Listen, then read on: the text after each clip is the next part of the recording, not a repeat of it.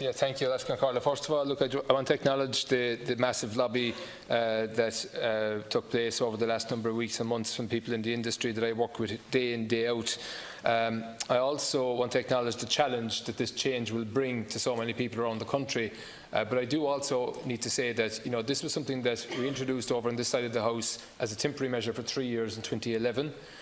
Many of us here fought very hard in 2014 to get it extended, and again in 2015, and again in 2016, and again last year, and some of us were unable to get it extended this year. Meanwhile, some of the people who are shouting loudest from the other side of the House tonight are the very same people who did not support it day one.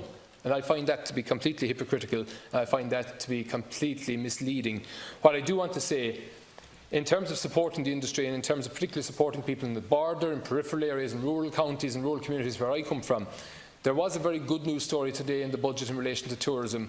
We had a 25% increase in the amount of money available for tourism spend in 2019. Nobody is talking about that tonight. That is an unprecedented increase in terms of tourism spend, which will be targeted at rural communities, which will be targeted at increasing the regionality and seasonality of the tourism industry, at managing the unprecedented success that we have at present in Irish tourism.